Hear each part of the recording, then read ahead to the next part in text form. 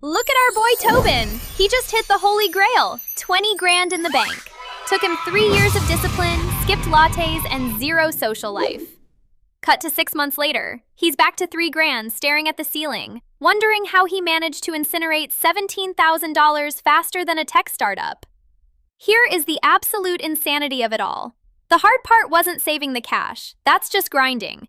The boss fight actually starts 48 hours after you hit the goal. That's when your brain, which is usually your friend, turns into a saboteur. It starts whispering, "Hey big spender, you made it. You deserve a reward. Stop living like a monk and buy the shiny thing." That whisper? That is the exact sound of your future net worth dying. I'm Biscuits J, and you're watching Jetset Wealthstyle. Today we are dissecting the single most dangerous moment in your financial existence. The moment right after you actually save some money. Because here is the truth the gurus forget to mention. When you hit 20 grand, only 2 things can happen. You either plant it and turn it into $350,000 over 30 years, or you light it on fire trying to look like you have $350,000. And the difference happens in the next 2 weeks. See, your brain craves candy and certainty. The market? It offers nothing but volatility and requires the patience of a saint. This is why most people flop at this stage. It's not an IQ problem, it's a fighting your own biology problem. So, let's fix it. Let's cut the fluff and talk strategy. First question, pop quiz hotshot. Are you carrying financial toxic waste in your pocket?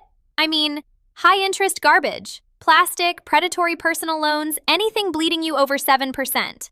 If you're sitting on 10 grand of credit card debt at 22% interest, stop. You are not an investor yet. You are a firefighter. Put out the fire first.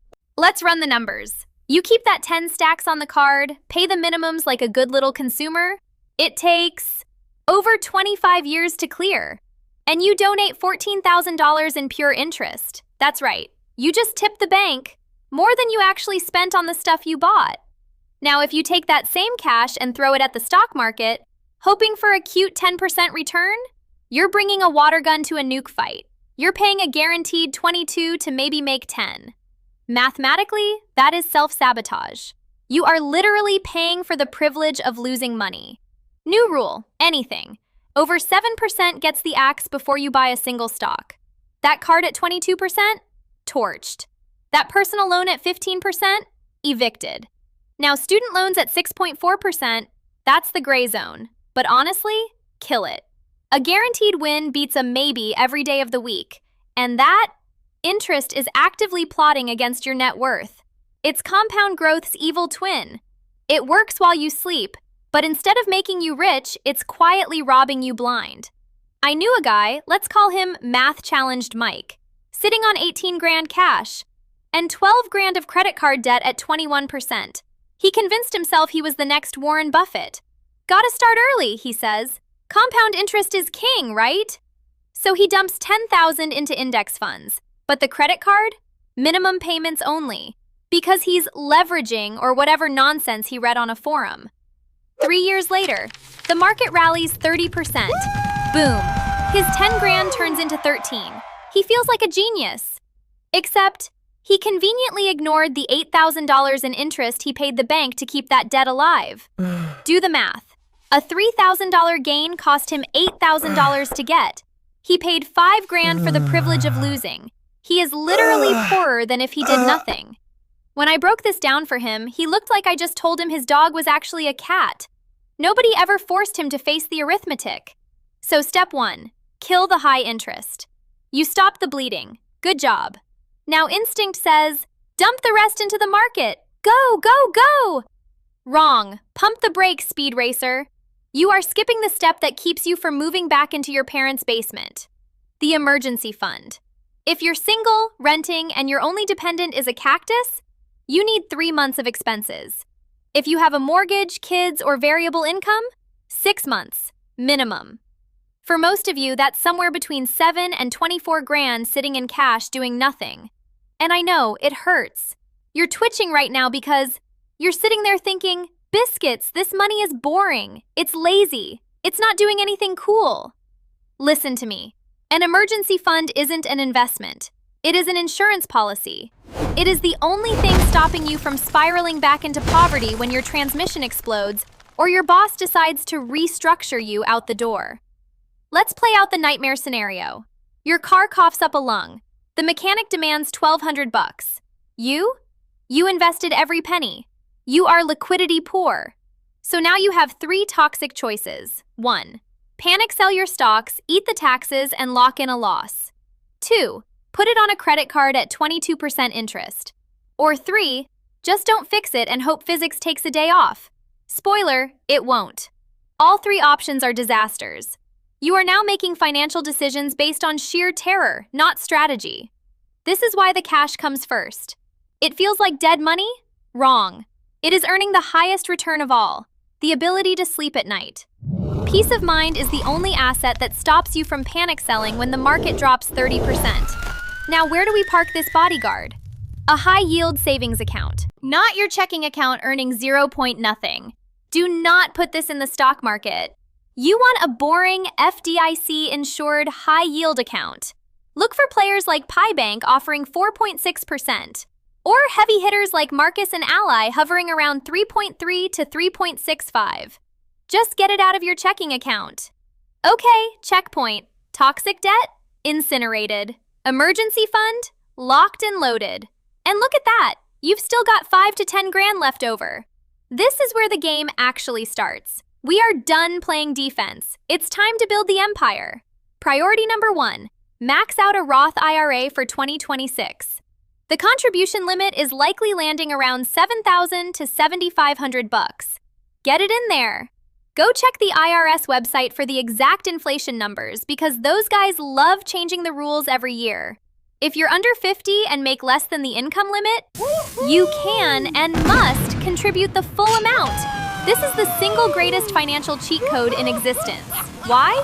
Because everything inside a Roth IRA grows tax-free, forever. Not tax-deferred, tax-free. Let's run the simulation. You're 25. You drop $7,500 into a Roth today. It compounds at 10%. By age 65, that single contribution is worth nearly 340 grand. And here is the kicker. You won't pay a single dime of tax on the $330,000 of profit. In a normal brokerage account, the government would be waiting with a chainsaw to take 50 to 60 grand of your hard-earned gains. But in a Roth, you beat the system. You are locking in today's tax rate on the seed, and you get to keep the entire forest tax-free. Okay, account open, money deposited. You're staring at the balance like, now what? This is where people lose their minds. You start researching hot stocks. You go on Reddit asking, ApeLord69, which company is going to the moon? Stop it! Close Reddit. Touch grass. We are about to do something so boring, so effective, it feels illegal. Inside that Roth, you buy a broad index fund. VOO tracks the S&P 500 with an expense ratio of 0.03%. That is basically free. Or VTI, that tracks the entire US stock market, also 0.03%.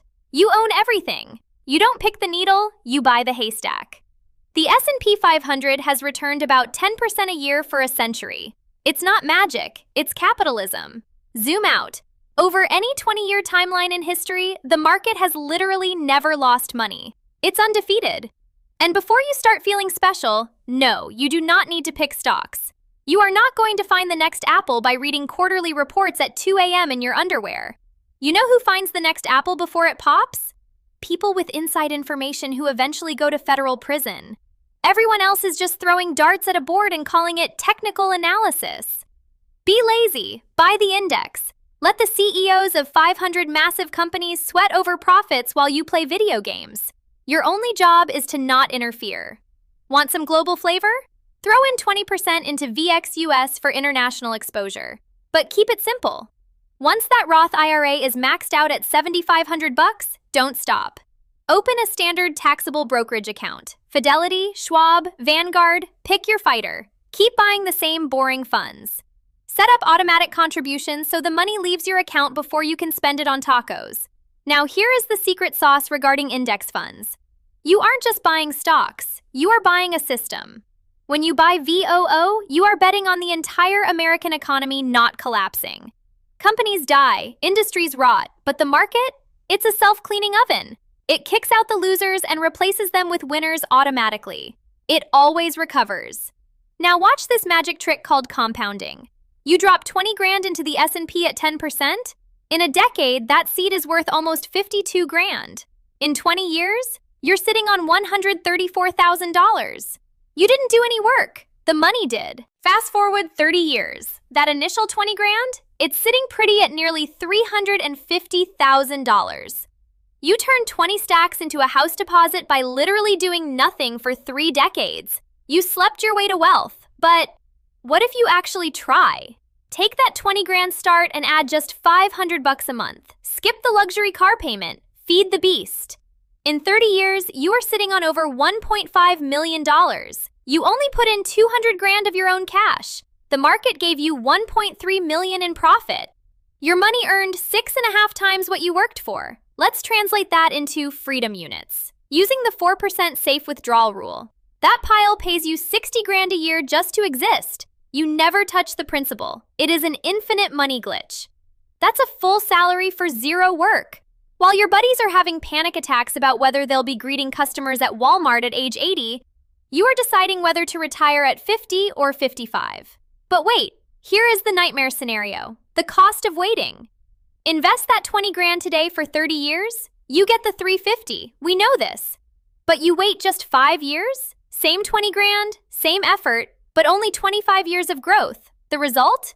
216,000. That 5-year delay just cost you over $130,000. You didn't lose that in the market, you lost it by hesitating. And it's not just paper. That money represents 4 years and 4 months of your actual human life. Imagine telling your 60-year-old self, "Hey, sorry buddy, you have to work 4 extra years because 25-year-old me wanted to think about it a little longer." That is the price of hesitation. Not just lost dollars, lost years. Now I saw that look. I showed you the compound interest magic and your brain immediately went into greed mode. You're thinking, if 10% is good, maybe I can juice it to 50% if I'm clever. Stop it. Put the juice down. This is where rookies self-destruct. They see the S&P 500 at an all-time high and think, what goes up must come down, right? I'll wait for the crash. Wrong. Here is why that logic is terrible. The market spends the vast majority of its life at all-time highs. Why? Because the trend is up, genius. It's designed to grow. If you refuse to invest when the market is doing well, you are sitting on the bench while the championship is being won without you. There's actually a famous study about this. Researchers track the absolute worst market timer in human history. Let's call him Bad Luck Bob. From 1970 to 2013, Bob invests 2 grand a year into the S&P 500. But he has a superpower. He only buys the exact day before a massive crash. Every single time. He is a financial cooler, the unluckiest man alive. And you know what happened? He still retired with over $1.1 million. How? Because even though he bought at the worst possible moments, he never sold.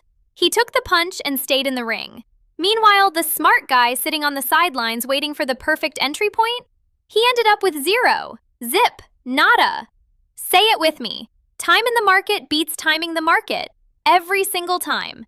Now, let's talk about what not to do. Don't believe me? Ask the suits at JP Morgan. They found that if you dropped 10 grand in the market and just stood there like a statue from 93 to 2013, you'd have nearly $98,000. But if you tried to get cute and missed just the 10 best days over those 20 years, your balance drops to 49 grand. Missing 10 days out of 5,000 cut your wealth in half. Why? Because the best days usually happen right after the apocalypse, when everyone else is panic selling. When you sit on the sidelines waiting for the clouds to clear, you miss the rainbow. So, rule number 2, do not day trade. Put the phone down. Do not buy individual stocks unless you can read a balance sheet better than you read a dinner menu. If you aren't holding for years, you are gambling. 90% of day traders lose money. The average active trader underperforms the boring index by 6.5% a year. You are paying to lose. Do not invest in black boxes. If someone pitches whole life insurance as an investment, run. If it's an MLM opportunity involving essential oils, sprint. And that crypto coin your Uber driver heard about from his cousin? Ignore it. It's a rug pull waiting to happen. Here is the funny thing about day trading. 90% of people fail, which is honestly impressive. The stock market naturally goes up. Doing nothing makes you rich. You have to actively try to lose money in a rising market. And yet, 90% of traders find a way to light it on fire. They are special. It's like trying to enter a building through the second-floor window when the front door is wide open. Technically possible? Sure. But everyone watching thinks you're an idiot. Now, the big boss, lifestyle inflation. You hit 20 grand and suddenly think, I am royalty. I deserve a chariot. Maybe you do. But if buying that chariot drops you back to zero, you just spent years grinding only to incinerate your freedom in weeks. Credit card debt just hit 1.28 trillion. The personal savings rate? It collapsed from 33% down to 3.5%. That means the average person is saving about $250 a month. You know what that buys you? Nothing that matters. A used car in 12 months, maybe. That is the path to mediocrity. Meanwhile, that same $250 invested for 30 years becomes $566,000. The average person is choosing between a beater car today or $500,000 later, and they choose the car every single time. Don't be average. Here is what lifestyle creep looks like in the wild. You save 20 grand. You feel good. You've been driving a 2014 Corolla for 6 years. But Chad from accounting made a joke about the tape deck and your ego took a hit. So you traded in. You need something respectable, right? Nothing crazy. Just a 2023 model, $380 a month. That's over $4,500 a year. But run the math. Over 30 years, that $380 a month invested at 10% becomes $863,000. That car didn't cost 30 grand. It cost you a fortune. You traded a slightly nicer ride for almost $1 million in retirement wealth. Good deal? No. And here is the sick joke of human psychology. In 3 years, that 2023 model will feel exactly like the 2014 model did. You'll get bored. The new car smell fades, but the payment doesn't. And then you'll start eyeing the 2027s, wondering if you deserve another upgrade. I've seen this pattern destroy more net worths than actual market crashes. You hit a goal, you celebrate by inflating your lifestyle, and suddenly you are right back where you started. Broke, but with higher fixed costs that are harder to cut. That nicer apartment costs $400 extra a month. That's nearly $5 grand a year you are now legally committed to incinerating. Invest that $400 at 10%? After 30 years, you'd have over $900,000. You traded a slightly nicer place to sleep for almost $1 million. Was the granite countertop worth it? You know what is truly wild? People will scrape together 20 grand over 3 years, sweating blood, and then blow 4 grand on a single vacation because YOLO, and you can't take it with you. Both true, but neither explains why you just lit 20% of your entire net worth on fire in 7 days. Just to take pictures in front of buildings you don't care about so people from high school you don't even like can see them on Instagram. That is not treating yourself. That is paying $4,000 for temporary dopamine and permanent regret. Stop it. Here is a better option, Treasury bills. You can buy them at treasurydirect.gov or through your brokerage. They are backed by the full faith and credit of the United States government. Unless the apocalypse happens, you get paid. Unlike a savings account where the rate can drop tomorrow, this rate is locked in. And the cherry on top? In most places, the interest is exempt from state and local taxes. Or maybe you want to play landlord. With 20 grand, you have enough for an FHA down payment. 3.5% down on a $200,000 shack is 7 grand. Throw in closing costs and you're all in for about 15 to 20 large. But here is the hack. You buy a duplex. You live in one side. You rent out the other. The tenant pays your mortgage while you sleep and build equity. It's hands-on. You will plunge toilets, but the leverage is powerful. Now let's talk strategy based on your age. In your 20s, be aggressive. You are bulletproof. You have decades to recover from mistakes. Go 90% stocks, 10% bonds. Max that Roth IRA every single year. Keep the emergency fund lean, maybe 3 months. You probably don't have a mortgage or tiny humans depending on you yet. Time is your weapon. A 25-year-old who invests 20 grand once will have roughly 350 grand by age 55. Assuming 10% returns. That is the magic of starting early. If you're in your 20s, your superpower isn't your income. It's your ability to watch your portfolio drop 40% and just shrug because you don't need that cash for 40 years. Your 55-year-old coworker? He can't do that. He's checking his 401k every 5 minutes, panicking about whether he'll have to eat cat food in retirement. You should be praying for a crash so you can buy stocks on sale. That is the advantage of youth, and most people waste it by being too scared. In your 30s, the game changes. You have more income, sure, but way more obligations. Bump that emergency fund to 6 months. Still prioritize the Roth and index funds. But now you might need to look at 529 plans for the kids. Allocation? 80% stocks, 20% bonds. You can still take a hit, but you have less runway. In your 40s, urgency is real. By age 50, you should have 5 times your income saved. If you are behind, this 20 grand isn't fun money. It's a lifeline. Max retirement accounts. Consider catch-up contributions. Shift towards 60-40 stocks and bonds. The reason we change this isn't because stocks get riskier. It's because your time horizon gets shorter. A 25-year-old can ride out a crash and wait for the recovery. A 55-year-old who needs that cash in a decade? They can't afford to see their nest egg cut in half. That is why you shift to stable assets. It's not about being conservative. It's about being realistic about how much time you have left to fix things. But sometimes, the best asset isn't a stock or a bond. It's the person in the mirror. If a certification could boost your income by 10 to 30 grand a year, spending $500 on it beats any stock market return in history. A Google Cloud cert costs roughly $200 and can kick open doors to 6-figure jobs. An AWS certification costs $300. Average salaries often exceed 130 grand. That is an infinite return. These aren't expenses, they are jet fuel. Just make sure you are investing in skills the market actually wants, not just things that sound fun at parties. So here's the cheat sheet. You have 20 grand. Step 1. Murder any debt over 7%. That is a guaranteed, risk-free return. Step 2. Build the fortress. 10 to 15 grand in a high-yield savings account earning 4% plus. Don't touch it. Step 3. Max the Roth IRA. $7,500. Buy the haystack, VTI or VOO. Own the whole market. Step 4. Anything left goes into a taxable brokerage buying the same boring funds or I-bonds if you're scared of volatility. Then, set up automatic monthly contributions and literally forget the password. That's it. It's not sexy. 2104. It's not complicated.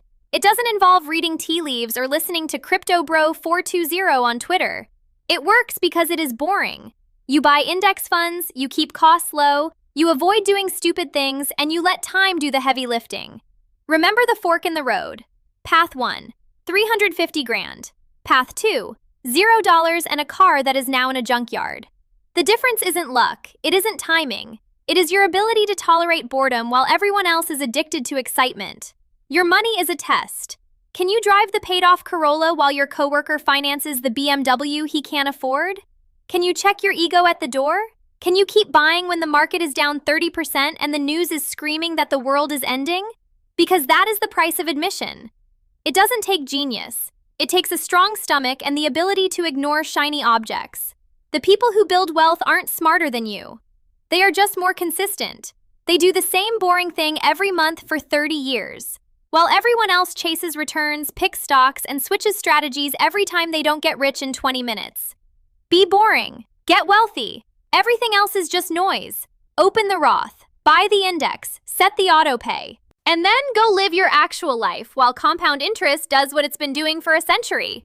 Quietly making patient people rich while everyone else stays broke trying to look cool. If you want to cheat at the math, check out the ebooks and check out our many financial calculators and other resources. Links below. They do the hard work so your brain doesn't have to. I'm Biscuits. This is Jetset Wealthstyle. Stay boring.